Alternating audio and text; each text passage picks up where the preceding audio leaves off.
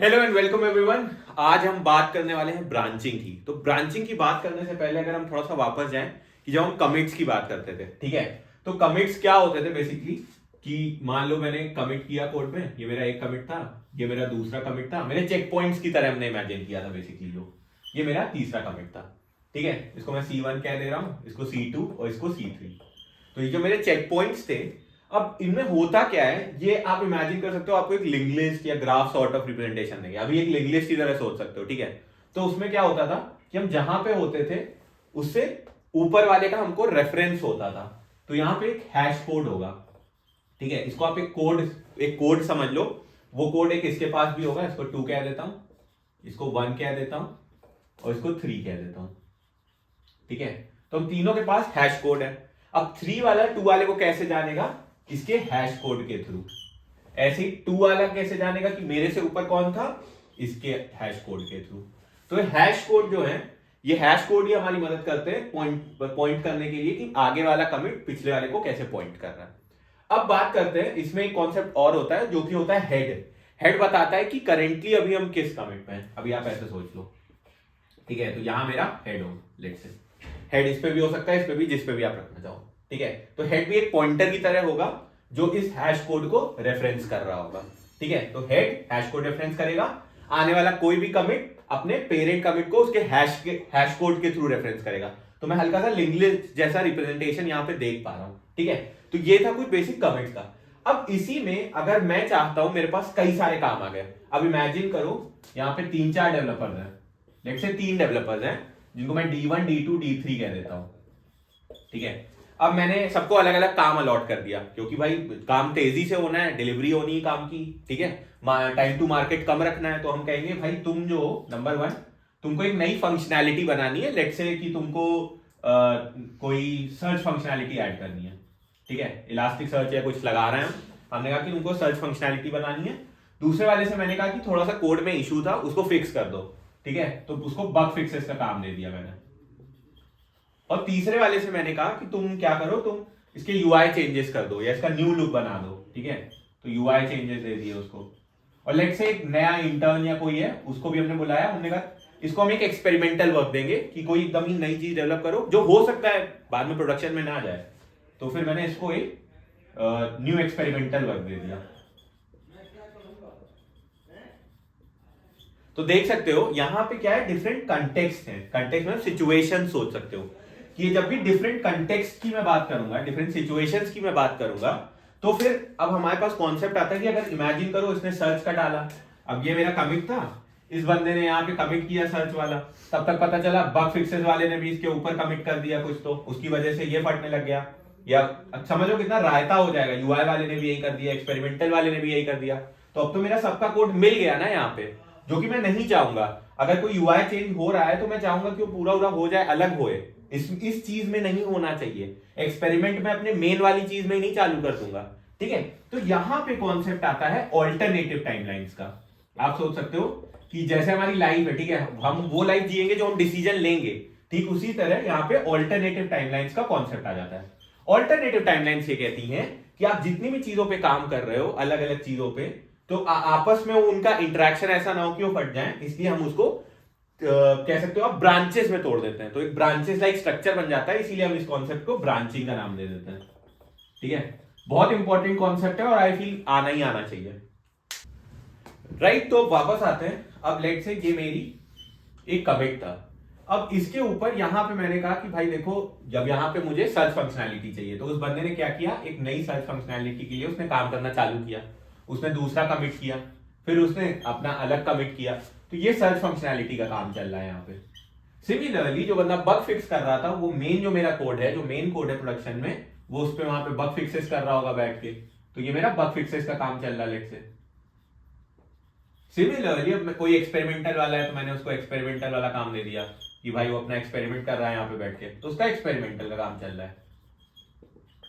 अब लेट से ये जो सर्च फंक्शनैलिटी बना रहा था, अब इसकी सर्च फंक्शनैलिटी पूरी बन गई, ठीक है। तो अब देख रहे हो ऑल्टरनेटिव टाइमलाइंस और ब्रांचिंग वर्ड कहां से आ रहा है। तो ये ब्रांचेस में टूट रहा है, आपका ट्री लाइक स्ट्रक्चर बना रहा है अगर आप देखोगे, ठीक है। तो आपको एक ट्री दिख रहा है ना यहाँ पे।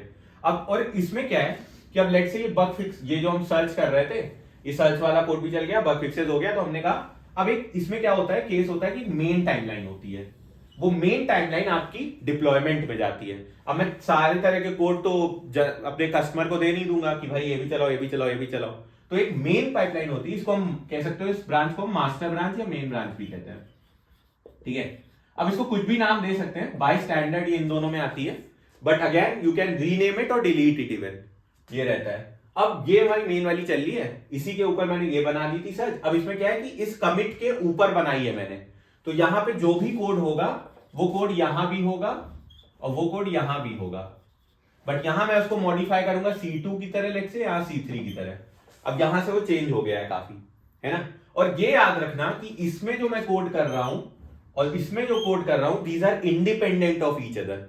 एक ब्रांच का कोड दूसरी ब्रांच को अफेक्ट नहीं करेगा, ठीक है। अब ये कोड सही चल रहा था, अब मैंने कहा सर्च फंक्शनैलिटी पूरी हो चुकी है और मैं इसको अपने मेन वाले में जोड़ना चाहता हूं, ठीक है। मैं इस फंक्शनैलिटी को भी तो डालना चाहूंगा अपने प्रोडक्शन में, तो प्रोडक्शन में डालने के लिए मैं इसको भी मेन में जोड़ दूंगा।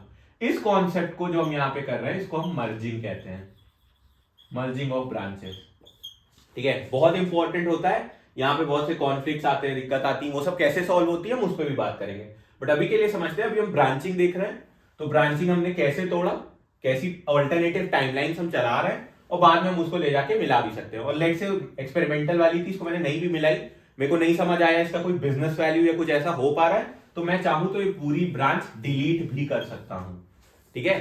तो अब जैसे 3-4 ब्रांचें हैं, मैं डिलीट कर सकता हूं, मैं किसी भी ब्रांच को रीनेम कर सकता हूं, इंक्लूडिंग द मेन और योर मास्टर ब्रांच, राइट। जो प्रोडक्शन में जा रही है उसको भी रीनेम किया जा सकता है, ठीक है। तो हमने इसे बात करी थी कि मेरी मास्टर या फिर मेन ब्रांच। अब ये जो होगा मेरा ऑफिशियल कोड हो गया, ये मेरा ऑफिशियल कोड है जो प्रोडक्शन में जा रहा है, मास्टर या मेन ब्रांच का। अब ये कैसे पता इस ब्रांच का नाम क्या था, मुझे याद करो, जब हम गिटलॉग कमांड चलाते थे तो वहां पे लिख के आता था एक टर्म ऐसे, हेड पॉइंटिंग टू मास्टर करके, ठीक है। अब वो क्या होता था उसको हल्का सा समझते हैं। अब अगेन हमने बात करी थी कि भाई ये मेरे कमिट्स होते थे, ठीक है। ऐसी कमांड होता है जिसको हम कहते हैं गिट और ब्रांच। अगर आप ये कमांड चलाओगे, ये कमांड जितनी भी ब्रांचेस, एग्जिस्टिंग ब्रांचेस होंगी वो सारी लिस्ट करके दे देगा, list down all the branches, कि मेरी 3 ब्रांचें हैं तो तीनों ब्रांचें मुझे मिल जाएंगी, सर्च फंक्शनैलिटी वाली, यूआई फिक्स वाली, मेन वाली या 4 एक्सपेरिमेंटल वाली, वो सारी ब्रांचेस ये लिस्ट डाउन करके दे देता है।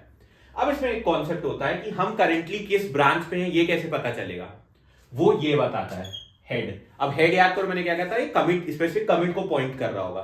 तो अगर मैं यहां पे एक नई ब्रांच, लेट्स से ये दूसरी ब्रांच थी, ठीक है, तो अगर मैं कहीं भी कोड पुश कर रहा हूं या कमिट कर रहा हूं मेरे लोकल पे, तो मुझे उसका रेफरेंस चाहिए ना, मैं जिस पे कर रहा हूं। अगर मैं मास्टर पे कर रहा हूं तो मास्टर पे भी मैं इस पे कर रहा हूँ तो इसका रेफरेंस चाहिए होगा, या मास्टर या मैं अपने दूसरी किसी ब्रांच पे, लेट से एक्सपेरिमेंटल ब्रांच पे कर रहा हूँ तो मुझे इसका रेफरेंस चाहिए होगा। तो ये रेफरेंस करने के लिए हम जिस चीज की यूज कर रहे हैं वो हमारा हेड होता है, ठीक है। अब एक ही हेड होगा, याद है, अगर मैं मास्टर पे काम कर रहा हूँ तो उस पे हेड वहां पे पॉइंट कर रहा होगा। ये हमारी करंट ब्रांच बताता है बेसिकली, हाईलाइट करने के लिए।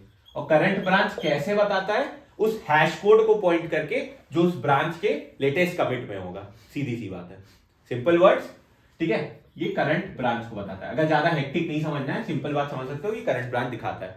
अब इसको मैं आपको डॉट गिट फोल्डर में अगर हम जाएंगे तो डॉट गिट फोल्डर में एक हेड करके भी फोल्डर होगा, उस फाइल को अगर हम खोल के देखेंगे तो वहां आपको एक हैश कोड मिलेगा। वो हैश कोड कुछ नहीं, वो एक कमिट का हैश कोड होगा। याद करो, पेरेंट को रेफरेंस जैसे करता था वैसे ही उस हैश कोड को ये रेफरेंस कर रहा होगा। तो आप हैश कोड देख सकते हो, ठीक है, कहीं पे पॉपअप हो। वापस आते हैं, अब ये हो गई मेरी ब्रांचिंग की बात। जब मैं गिट ब्रांच कर रहा हूं तो मैं सारी रीड कर पा रहा हूं कि कौन कौन सी ब्रांचें हैं मेरी। और जब मैं गिट लॉग कमांड अपना चलाता था तो मुझे पता चल जाता था कि मेरा हेड अभी कहां पे है। तो अगर मास्टर पे है, मैं कुछ भी कमिट करूंगा तो वो कहां पे कमिट होगा, वो मास्टर में कमिट होगा, ठीक है। अगर यहां पे कोई और ब्रांच आ रही, लेट से मेरी फिक्स ब्रांच आ रही है या फंक्शनैलिटी ब्रांच आ रही है, हेड उस पे पॉइंट कर रहा है, कोई कमिट करूंगा तो कहां होगा, इन पे होगा। ये चीज समझने वाली है। अब अगला कमांड आता है कि हमने रीड करना तो सीख लिया, अब कोई ब्रांच क्रिएट कैसे करते हैं। क्रिएट करने के लिए भी बहुत आसान सा कॉन्सेप्ट होता है, यही गिट ब्रांच के आगे आपको एक नाम देना होता है, ठीक है। अगर मैं लिख देता हूं, अगर मुझे कोई नई ब्रांच बनानी, मैंने कहा गिट ब्रांच और लेट्स से एक्सपेरिमेंटल ब्रांच बनाना है, ठीक है, तो मैं लिख दूंगा एक्सपेरिमेंट। ये लिखने से क्या होगा, ये मेरी एक नई ब्रांच बना देगा एक्सपेरिमेंट नाम से। बट रिमेंबर, ये लिखने से अब मान लो ओरिजिनल ब्रांच मास्टर थी मेरी, ठीक है, करेंटली मेरा हेड मास्टर पे पॉइंट कर रहा था, वो मास्टर पे पॉइंट कर रहा था, करेंटली मास्टर पे मैंने नई ब्रांच बना दी एक्सपेरिमेंट। तो अब मैं गिट ब्रांच चलाऊंगा तो यहाँ क्या होगा, दो ब्रांचें लिख के आएंगी कि भाई एक आपकी मास्टर ब्रांच है और दूसरी आपकी कौन सी है, एक्सपेरिमेंट ब्रांच है। अब ये दोनों ब्रांचें मेरे पास आ गई, बट अभी भी मैं हूंगा किस पे, मास्टर पे। मैंने ब्रांच स्विच नहीं करी है, मैं हूं उसी ब्रांच पे, बस मैंने नई ब्रांच बना के रख ली है। ये याद है, जब आप गेट ब्रांच एक्सपेरिमेंट चलाओगे तो ब्रांच नहीं बनाएगा, उसको स्विच नहीं कर देगा उसमें। अब अगर मुझे स्विच करना है तो मैं कैसे करूंगा, तो मैं स्विच वर्ड यूज कर रहा हूं तो स्विच ही यूज होता है एक्चुअली में। अगर मैं जाना चाहता हूं एक्सपेरिमेंट पे तो कैसे करूंगा, गिट स्विच और उस ब्रांच का नाम। अब उस ब्रांच का नाम क्या है, एक्सपेरिमेंट। तो जैसे ही मैं ये कमांड चलाऊंगा गिट स्विच एक्सपेरिमेंट, अब क्या होगा, मेरा जो हेड जो मास्टर पे पॉइंट कर रहा था वो कहां पॉइंट करने लगेगा, एक्सपेरिमेंट पे पॉइंट करने लगेगा। ठीक है, तो अगर मैं आपको डायग्राम में भी दिखाऊं, लेट से ये मेरा मास्टर था, मैंने 3 कमिट किए, ठीक है, हेड यहां पे पॉइंट कर रहा है। अब मैंने कौन सा कमांड चलाया, गेट ब्रांच एक्सपेरिमेंट। तो इससे क्या होगा, इसके ऊपर इसी पे बेस्ड एक नई ब्रांच बन जाएगी जिसका नाम एक्सपेरिमेंट होगा। ये मेरी एक्सपेरिमेंट ब्रांच चल रही है और ये मेरी मास्टर ब्रांच चल रही है। अभी हेड कहां पे है, मास्टर वाले पे, ठीक है। तो अगर मैं अभी कोई कमिट करूंगा तो कहां जाएगा, इसमें जाएगा वो कमिट, ठीक है, वो कमिट इसमें जाएगा। अब देखो अनअफेक्टेड हो गए दोनों, अब वो कमिट इसमें चला गया।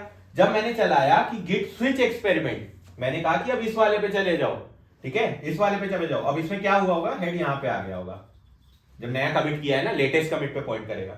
जब मैंने गिट स्विच एक्सपेरिमेंट चलाया तो अब हेड यहां की जगह मेरे एक्सपेरिमेंट वाले के लेटेस्ट कमिट पे पॉइंट करने लगेगा। अब मेरा हेड यहां पे एक्सपेरिमेंट ब्रांच भी है और मास्टर ब्रांच कौन सी है, ये वाली है, ठीक है, दोनों ब्रांच हमारी सेग्रीगेटेड हो गई। ये हमारा स्विचिंग में होता है। अब स्विच के अलावा एक वर्ड और काफी कॉमनली यूज होता है जो होता है चेकआउट, ठीक है, दोनों लोग इंटरचेंजेबली काफी यूज करते हैं। Checkout is an old command, तो आपको पुराने काफी मतलब जो चलाने वाले कोड वाले होंगे वो काफी यूज करते मिलेंगे। स्विच थोड़ा बाद में आया था, तो स्विच मैं काफी ज्यादा यूज करता हूं स्विच को। चेकआउट हमको इसके अलावा और भी फंक्शनैलिटीज देता है, जैसे हमको ट्री के कुछ पुरानी हिस्ट्रीज में ऐसे कुछ जाना हो तो चेकआउट काफी वहां पे हेल्पफुल हो जाता है, मतलब it's a more powerful command than switch.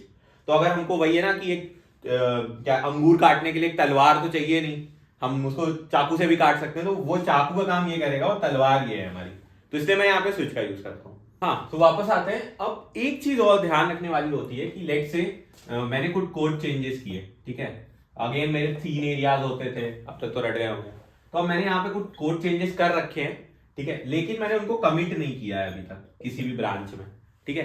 तो अब मैंने उनको कमिट नहीं किया है और मैंने चेंजेस रखे हैं अपने, और मैंने दूसरी ब्रांच बना दी है, तो इसको अभी के लिए अवॉइड करना, ठीक है। तो मेक श्योर कि कोई भी अगर कोड चेंज हो उसको आप पहले कमिट करो, तब आप दूसरी ब्रांच बना के और उस पर चेंजेस चालू करो। ये अभी के लिए है, ठीक है। नहीं करते हैं क्या होता है उसके बारे में भी हम बाद में डिस्कस करेंगे, थोड़ा सा एडवांस में जाएंगे। अभी के लिए एक रूल बनाते हैं कि कमिट करेंगे तभी नई ब्रांच बनाएंगे।